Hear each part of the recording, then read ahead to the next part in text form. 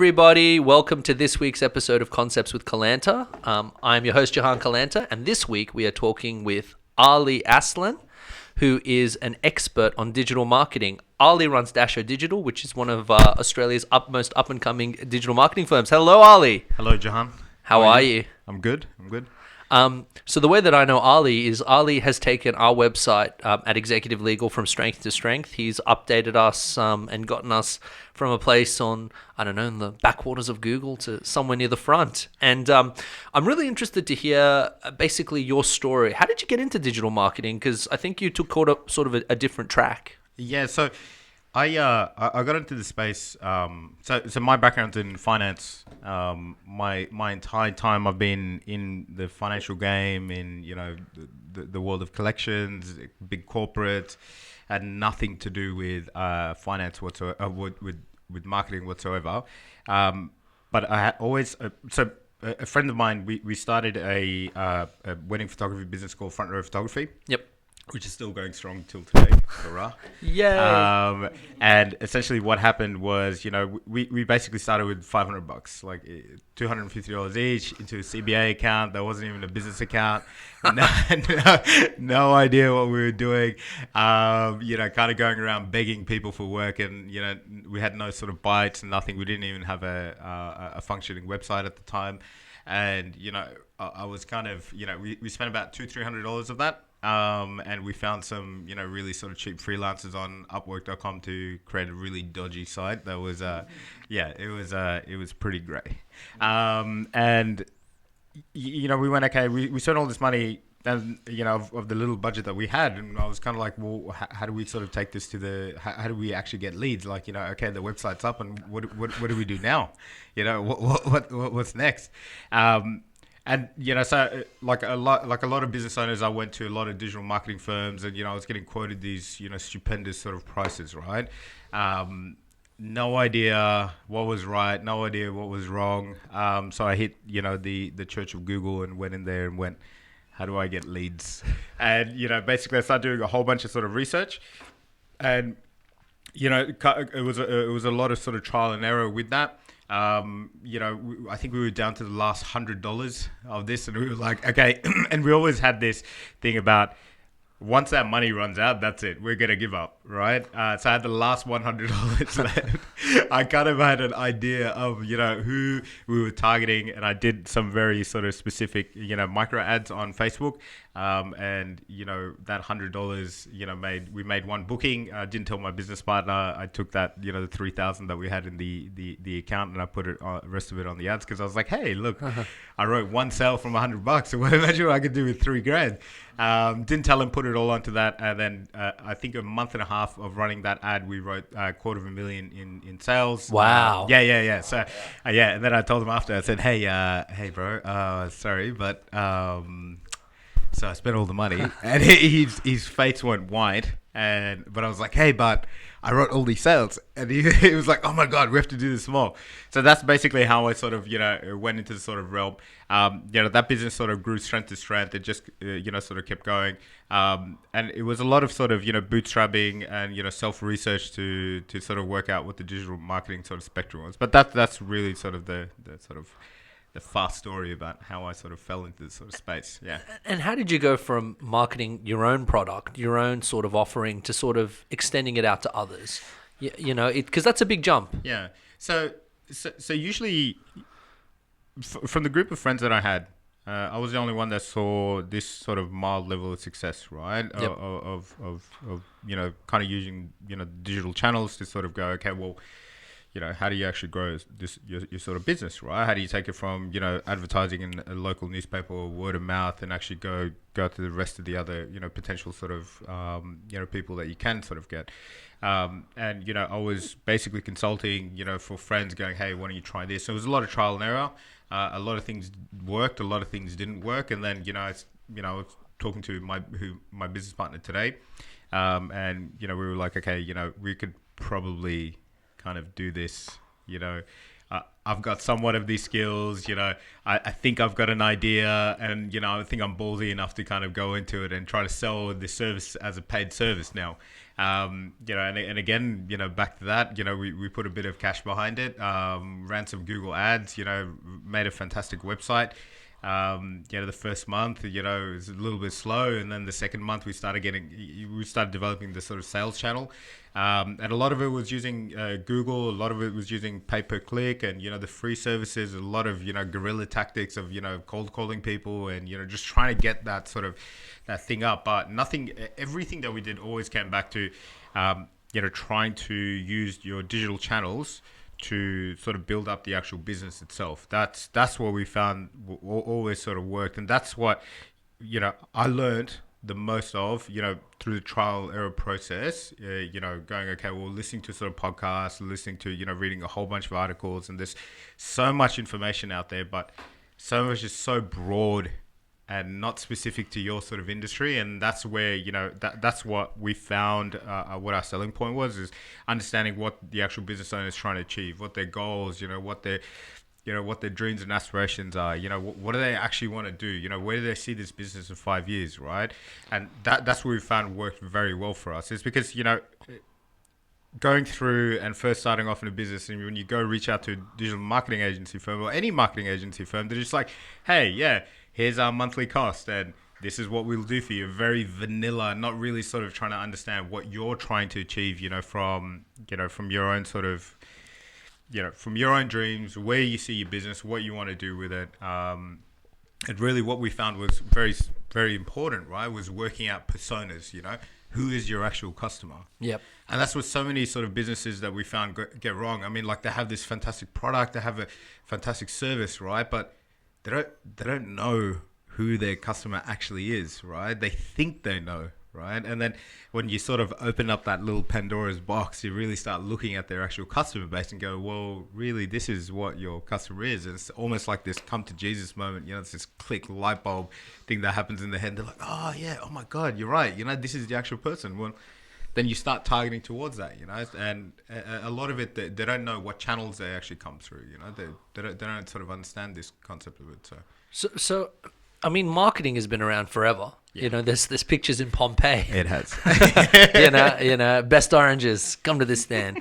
And there's kind of this in my pre-research, above the line, below the line type marketing. There's stuff like you can advertise on TV, you can advertise on radio, How has the digital revolution changed what it is to? I mean, when I think of marketing, I think of people knowing about my product and my offering. Yep. And when they come to make a decision, I'm at the top of their mind. Is that what you consider marketing, or have I kind of cheapened the magic? No, it's right. I think a lot of the evolution of marketing, I mean, if you look at it from, say, yesterday's, right? It was going, okay, you go out to a newspaper, you go to your local gazette, that was what you kind of did, right? What the digital spectrum has done, right, is give you access to this unbelievable amount of information, about who, where, and when you can actually target these people. So think about it this way, right? Is that when you target a lot of local businesses, right? They target just using the local advertising channels, the gazettes, the local newspaper, pamphlet drops, right? Yeah. But you're going out to go to, say, 200,000 people in, say, an area and do a pamphlet drop. Maybe like 15 of them care. Yep. Right, so that's like throwing wet spaghetti at a wall and hoping one of them actually sticks, right? Yep. The world of digital, what that's really sort of done and sort of changed, right, is gone, okay, well, if you've got a pre-existing set of customers, it lets you basically go, okay, what are specific components of their demographic that make up people that would be interested in you, and what the digital spectrums allowed you to do is specifically target these individuals. And you can target at the most, nth degree, like exactly like the moment someone's, having that thought, and it's like dropping that pamphlet right there in front of them going, oh my God, I need this in my life. Wow. So that's what's really sort of changed in terms of, your traditional marketing sticks. Now, that's not to take away from that, though, right? That still has its place. And anyone who says that that's not relevant, they don't know what they're doing, You still need that traditional PR. You still need that, those guerrilla tactics, that is still in play, absolutely. But there's a time and place for that. And there's also a time and place for the digital spectrum and using data and how you sort of analyze and work out who you want to actually, sort of target. So, When people think of digital marketing, one of the concerns they have is that it's cost prohibitive. How am I? We'll take my law firm for example. Yeah. How am I meant to compete with a big multi-billion-dollar law firm when it comes to trying to collect a commercial case? What would your answer to that be? So okay, so this is what a lot of people get scared of, right? Is that they go, how do I compete with the likes of, say, like in the commercial spectrum, Legal Vision, they're the top in terms of their spend, in terms of their capability. It's absolutely the best, right? But the great thing is that we have access to data, right? Is that what we do is that they might be placing bids, towards specific phrases where there's substantial amounts of searches. Yes, that can be very it can be very costly to a business. Suddenly you can go from paying, a couple of cents to paying, tens or hundreds of thousands of dollars, right? So in my realm, right, for me to, do a SEO agency in Sydney and someone searches that, I can pay up to $25 per click. Wow. And so that's me sending like $25 just to go, hey Jahan, look at my website, please. And then they look at it, and that's $25 out of my pocket, and they might not do anything with that. And yes, you can do lots of optimization to make them go through the journey and actually try to click, right? But that's not cost effective for a business, especially small businesses don't have that, right? So what you do is that you target alternative words, longer phrase keywords, through blogs and articles, and actually trying to anchor these people in, right? That's how you can make it cost effective, right? Because what you're trying to do, right, is go, okay, I can't compete with these guys on these key phrases, right? But I can compete with them across these different words, right? Or these different phrases that are happening across the search spectrum, right? And you can drive in the same amount of traffic or as close to it as possible, right? By using these type of channels, which effectively drive down your actual cost per, sort of lead. I mean, and it can end up costing a couple of cents. I mean, like a lot of optimization work that we do with one of our clients, Fundo, I mean, these guys would pay like $27 a lead. I mean, we've got it down to $3, so that's, effectively you can spend more money, you can get more leads and pay substantially less Per lead. Yeah. So that's really how you sort of do it. But when it comes down to the sort of bigger guys, a lot of them, I mean, like you are dealing with sort of whales, right? But whales generally tend not to know how to sort of place their money in the best sort of places. So and they're generally not as hungry as, sort of small business owners. Yeah. So, I mean, taking a step back from digital marketing, the technology that's available now, and as you said, you could with pinpoint accuracy really know your consumer base. You can know, this person is this age, they're going to go to this event. I've got a perfect cross-sell opportunity for people who go to this type of event. What do you think about privacy and the future of that sort of stuff? It's scary. It's absolutely scary. It is. I mean, like, Jahan, some of the access to information, that we can sort of get and how we can use, and I mean, it's like Cambridge Analytica spec, right? And the scary thing is, like, with Cambridge Analytica, they didn't. I mean, I know there's like the great hack and everything, right? But I don't think they did anything that no one else is doing out there in the digital marketing. They just got caught. They got caught. They got questioned. I mean, it's the first time really it's been sort of questioned, right? So there is a question of ethics and how you use that information. If you're trying to manipulate people, that's wrong. But the way we use it, right, is we're trying to, because it's just about trying to gather as much data points as you can, right? And then it's about working is that, okay, well, what's the most effective channels to display to them? And you have to use that information ethically. Yes. You have to, and you have to, encrypt that information. You have to have a really good, strong process of, protecting that information when you have access to all of this. Yes. When after Cambridge Analytica happened, I mean, like the Facebook APIs changed. Yeah, they did. Absolutely. Right. But did they change that much dramatically that it stops us doing what our targeting? No, it doesn't. No. Understand. But it is scary. It absolutely is scary. So check your privacy settings. So when you take on a new client, Sure. all right. So let's imagine we've got a brand new business. Sure. You know, somebody's just starting something. Take me through that journey. That person, you know, what are the discussions you're going to have? What should they be thinking about? What should they be visualizing? You know, I'm a above average technical person. I'm a superstar athlete. I want to open a Sure. PT business, or I'm a superstar, accountant, and I want people to know about my product. Sure. Where do I start? Well, I mean, look, generally when people sort of engage us, the first couple, you know, you obviously we try to get to know them. I mean, like our first step is, I mean, we don't take clients on that, you know, that we don't think is a good fit for us. I mean, like we have to be on I think the same sort of wavelength, you know. Sure. That's the first, that's the big, that's the biggest thing. The second component of it, we really sort of start to talk about is about you. You know, what is it that you want out of this? Is this a side hustle? Is this a passion project? Is this like something that you dream of, you know, having sand between your toes one day and just having a laptop on the actual beach? Like, what is it that you want to achieve, right? And basically start to plan out to go, okay, well, how do we actually help you get there, right? And how many leads does that actually mean? And we set goals, right? Okay, is that, you know, say for yourself, or like say you just walked in, you just had a brand new, you know, you just got your practicing certificate and you said, yes, I can open up my legal firm. Hurrah. And now I've got like this much money behind me and I'm ready to go. You know, really, I would talk to you. What's your plan? What's your, you know, 6-month plan? What's your 12-month plan? And essentially we try to break it down with the actual client that way, where we go, okay, well, by 6 months, you want to have, say, hire a full-time staff member. That means that you need to be able to afford X, Y, and Z, which then we roughly translate back to how many leads does that mean? How much work do you need to write?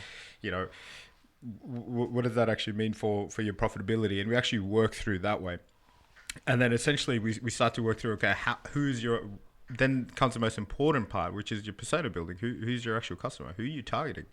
Right? Is it corporates? Is it, you know, small SMEs? Is it just individuals that, you know, are decision makers? You know, and we kind of break it down through that way, and that's the planning phase, right?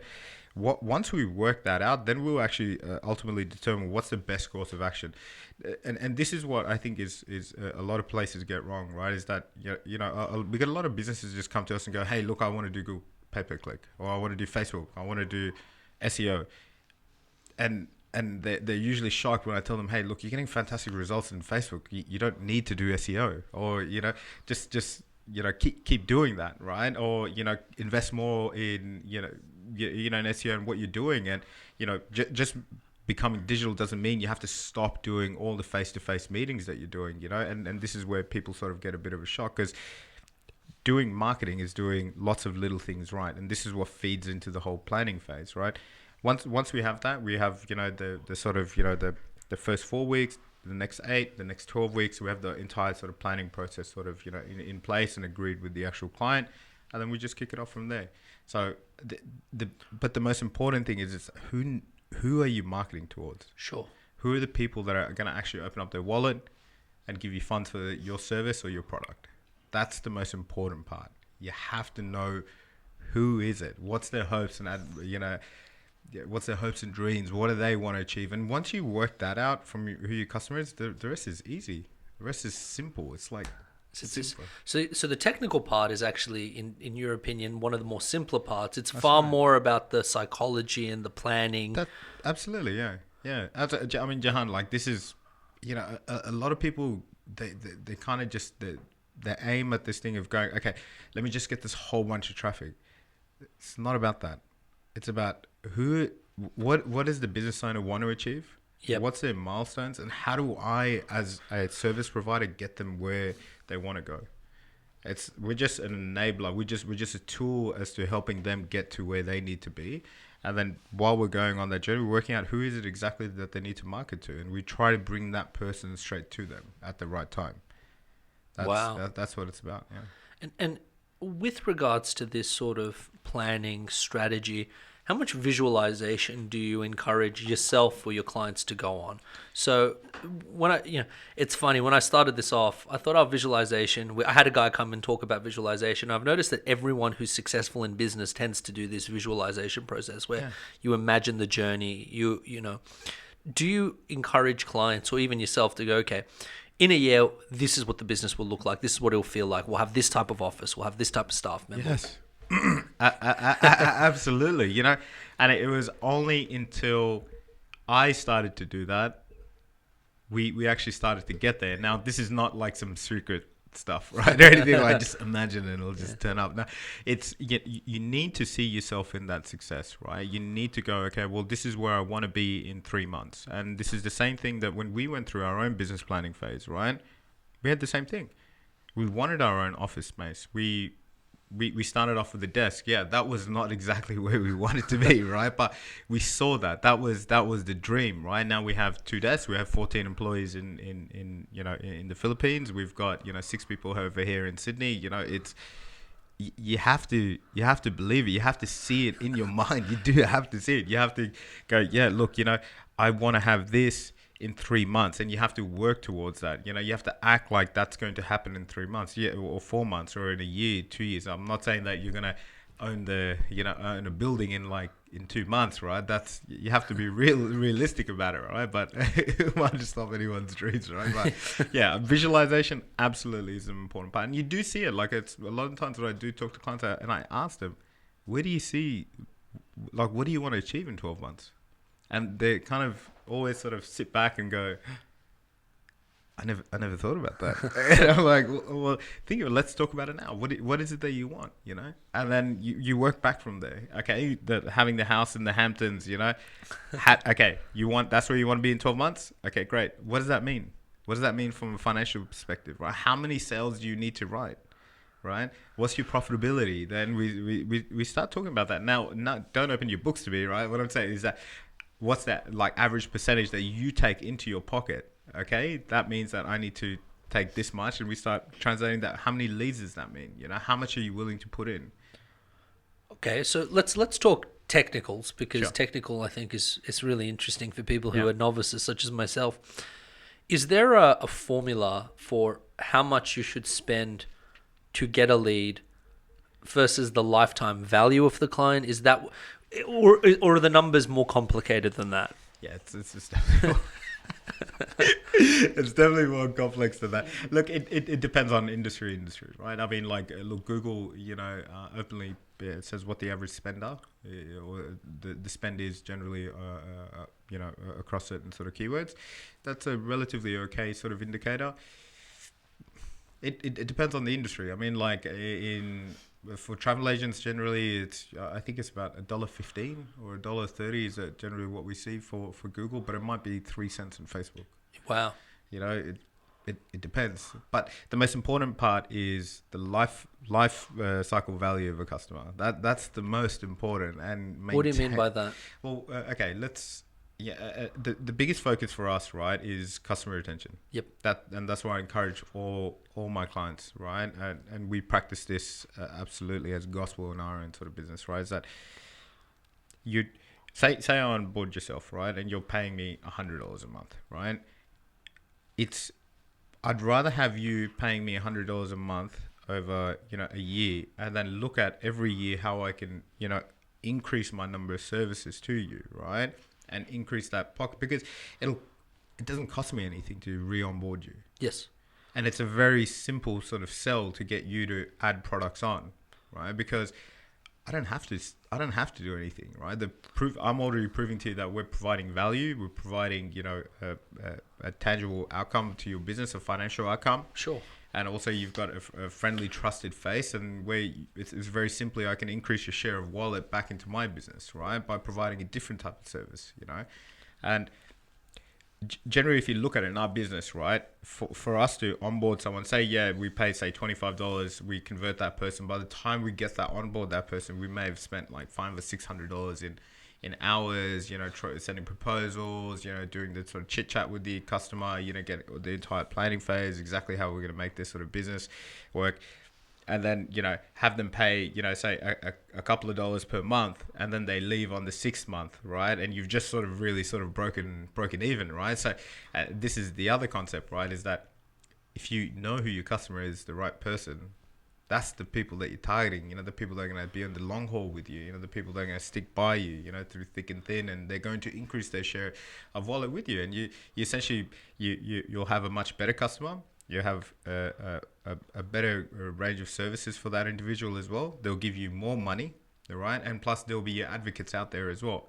So if you can, the longer you can hold a customer, the happier your customer will be, and the more cash that you'll be able to reinvest back into your actual business. It's really funny you say that, because I remember when I started, I would do everything that came my way. I would take any client. I would be like running all over town, and it was the amount of stress I was under versus the revenue. Now I'm much more selective. I know I'm not the right lawyer for everyone. I know I'm not the right person. That's right. And that's fine. There's there's a customer for every type of professional. That's right. And now that I'm a lot more selective, I found that my stress levels have dramatically decreased while my revenue hasn't.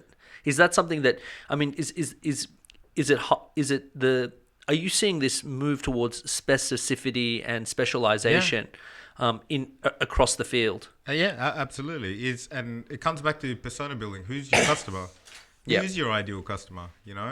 Who is it that you want to target? Who's the people that you want to service and sell your product to? The people that are going to be your brand ambassadors. The people that are going to come to you every single week or every single month and do that subscription or buy another hand cream, whatever it is that you're selling. It's that's the people that you want. And this is what so many businesses get wrong, is that it's who am I targeting and who's my ideal customer? Like, what is it like? And this is the most important part for us, is that we talk to our client first before we onboard them. Because we might not be the right fit. Do you find that happens a lot, where you talk to somebody and you're like, It does. It does, but it's gotten a lot less because, our targeting has gotten even more specific. You're not going to see us pop up on any random search that you might type in, because we're targeting a very specific subset of individuals or business owners, right?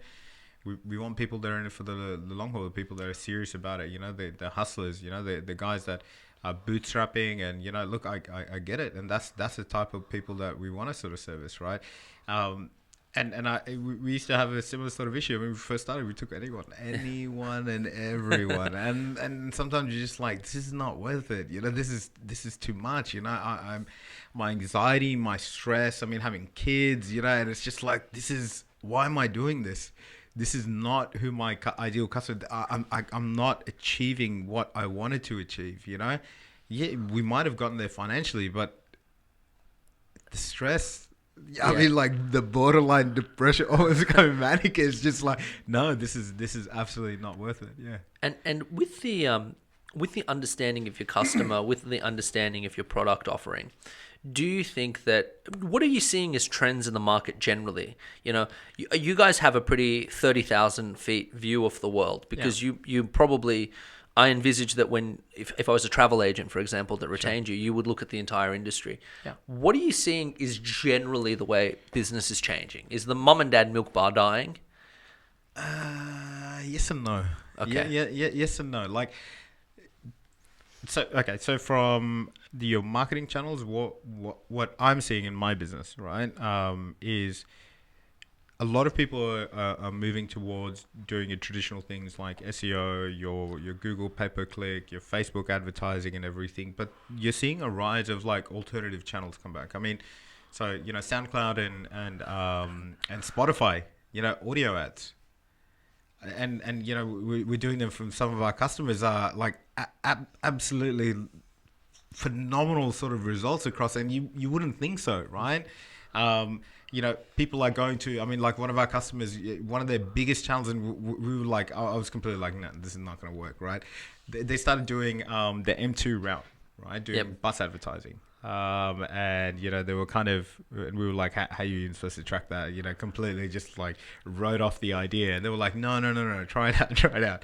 And then, when we started looking at the geographical sort of, searches, is that we saw that all these people from this bus route started actually coming up. It does work, it's, and we're absolutely seeing that, because what you're seeing is this, sometimes you see this abuse of online ads, and so consumers already are already sort of turning away. Now, a great example of I know why this is happening, right, is that Google used to basically say, whenever you search something on Google, the advertising comes straight to the top, and it was very, very, easy to read that this was a Google ad.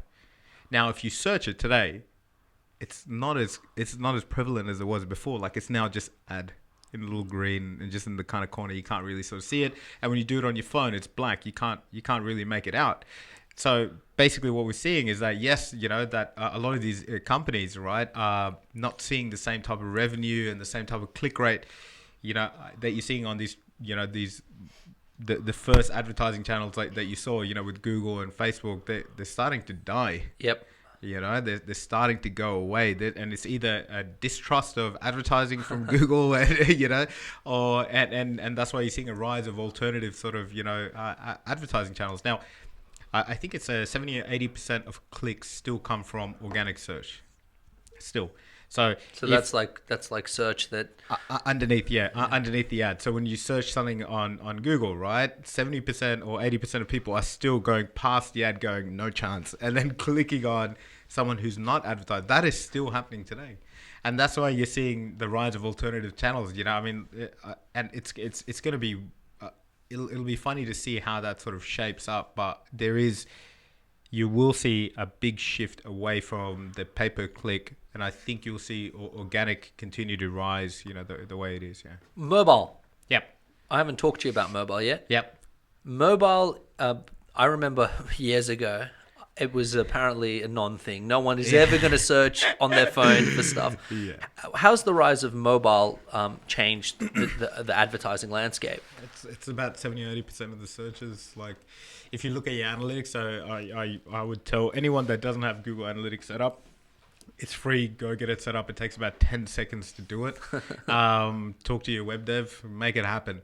And you'll see majority of businesses, the majority search device always is a mobile. More than the computer? More than a computer. Always. Really? Yes, always. Always. Even with financial institutions, right? Yes. So I'm more likely to search for Commonwealth Bank or something on my phone than I am. That seems crazy to me because it's not as secure. Well, maybe it is. I don't know. No, it is. It's absolutely just as secure. It's, then security is a different, a completely different sort of topic. But yeah, you're crazy. If you're not on mobile, you're crazy. Right? Really? Yeah. Soon you're going to start seeing these things, like people are already trying to work out, well, what do I actually do with the smartwatch? There's all these applications, but no one's really worked out how to sort of use this. Like the greatest use of this is, the Pay Wave, the Apple Pays or the Google Pay or, whatever. I hear it's pretty good at telling time. You know what? I will admit something on this podcast. I have not charged this and I didn't realize, and I'm on the green. And I did turn off all my notifications, so it's just a glorified watch. Yeah, that's what it is. Yeah, it's a watch that I remember there was a time. Terrible. That's right. There was a time that you could use your watch to tell the time. Yeah, that's all I use. But with the rise of these, tell me this: if I'm a young person interested in getting into digital marketing, or I want to learn something about digital marketing, I'm the mum or dad at that milk bar, and I go, I want to get in on this. I want to start bringing in. Yep. Where do I start? Google. Google's the absolute best. I literally, anyone that's trying to learn, the best thing I'll tell you is go onto Google and just read up about, firstly, what is SEO, how it works, and just start to research and understand and start to look at websites, start to pick apart things, how they write, how they structure sites. That's the way I learn. I'm a strong advocate of, getting your hands dirty, get your hands into the mud, really work it until, you work out what actually works and doesn't. I mean, one of the things that I did is that, we just created a random site, and and I just made changes. I wrote blogs on that until it started ranking, until I could actually see a tangible result to go, okay, well, what I'm doing is actually working versus what I was reading across Google and everything else, right? Because when the first thing you start to do, right, is that when you first research, you're going to see 1,000 people coming. You're going to see, backlinko.io. You're going to see Neil Patel. You're going to see all these hustlers that come out and tell you every trick. Oh, you got to do this. You got to do that, right?